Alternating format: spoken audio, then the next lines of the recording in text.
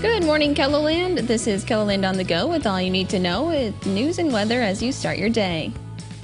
Sioux Falls police are investigating a house fire as arson. The fire started about 6:30 Wednesday morning along North Nesmith Avenue near Heritage Park.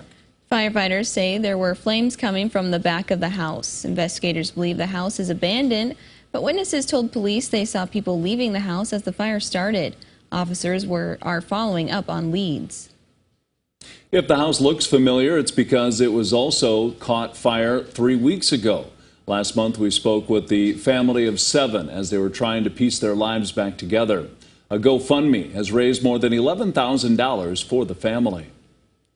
No one was hurt during a Wednesday afternoon fire northeast of Yankton. The Yankton Fire Department says crews were called to the scene at around 4 p.m., where around 50 hay bales were burning as firefighters arrived.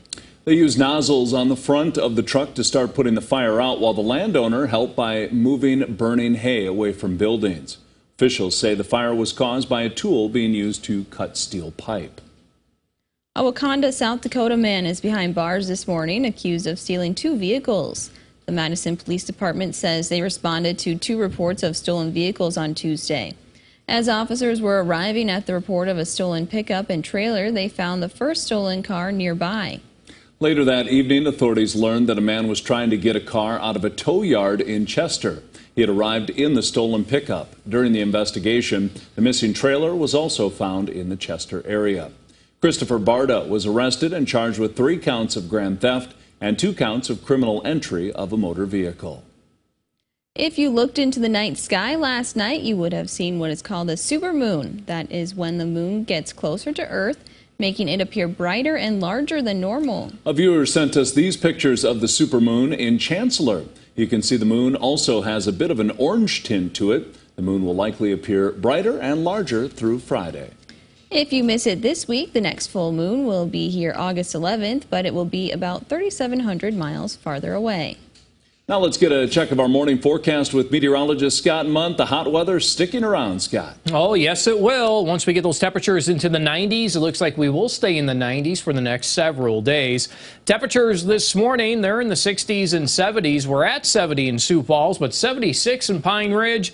And these numbers will continue to go up, as well as our dew point temperatures. So a forecast today showing widespread 90s. Brian will have more details on your forecast coming up. Thank you, Scott. Staff at the Howard Veterinary Clinic have been hard at work to get back on their feet following last week's derecho. Not only did the clinic lose their pole barn where they would treat livestock, they also lost part of the clinic roof and their electricity. Without electricity, they don't have a cold place to store medications and vaccines. Well, we had to unload our coolers and get the medicine out of here because we knew we weren't going to have electricity. And just kind of started picking up some big things, and we had farmers stopping in wanting to know if they could help at 4:30 in the afternoon, which was really shocking, you know. They aren't sure when they will be able to rebuild, but until then, they are referring their animal cases to Madison. Syphilis rates in South Dakota and Minnesota are on the rise. In Minnesota, cases are up 33%, while in South Dakota, the infection is up more than 2,000%. Officials from both states say the rise has been exacerbated by the COVID-19 pandemic and driven in large part by anonymous sexual encounters. To see the extent of the issue in other states, as well as how you can stay safe, check out this KELOLAND.com original by Jacob Newton online now.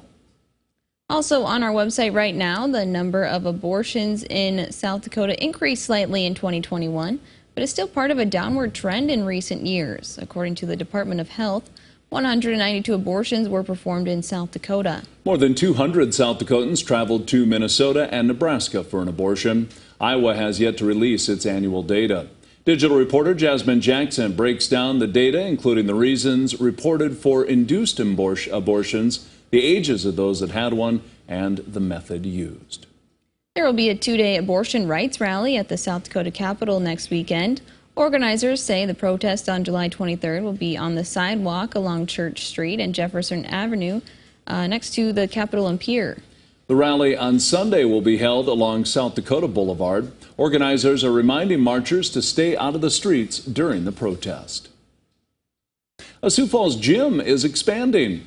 Fit Body Boot Camp just opened its second location on the west side of Sioux Falls, near the intersection of West 26th Street and Ellis Road. The owner says there was a need for the additional space after the central location was filling up with members. We have clients that were driving from really all areas of town, but what we noticed was that the west side of Sioux Falls was very, very underserved from a fitness standpoint. This weekend, the gym will host a grand opening block party, which is open to the entire community from 9 a.m. to noon. And that's a look at some of our top stories. Now let's get one last look at your weather with meteorologist Brian Karstens. Brian? All right, our weather here today. Well, there is a chance of some severe weather if we get storms late tonight. Aberdeen, Watertown, really our main areas. The rest of this marginal risk is pretty low, and it's just going to be tough to get any storms to fire up in a lot of locations because of the cap. There's a layer of really pretty warm air aloft in the atmosphere, and that is a key to limiting storms. Now, of course, if you're just under those thresholds, well, then it's a different story. And see what Futurecast does. A couple of things here. You'll notice a tendency for maybe a few flare-ups near Aberdeen or north late this afternoon. I don't think that that's really the main story. There's also a couple more cells down here south of Winter.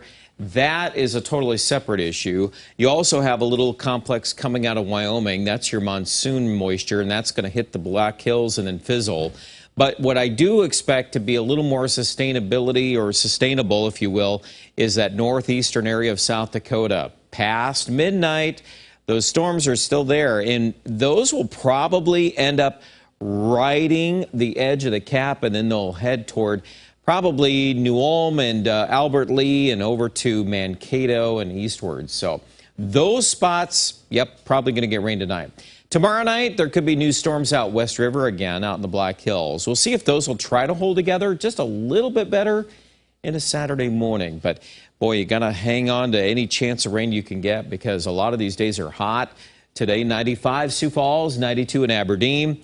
That 7-day forecast. Most of the days are in the 90s. Monday in particular looks quite hot, a combination of heat and humidity, so keep an eye on that. I expect there'll be more heat headlines there. Aberdeen also in the middle to upper 90s, probably even at the end of the 7-day. That's already looking to be very hot and unfortunately not as much rain. So we tend to go through that soil moisture quite quickly when it's this hot.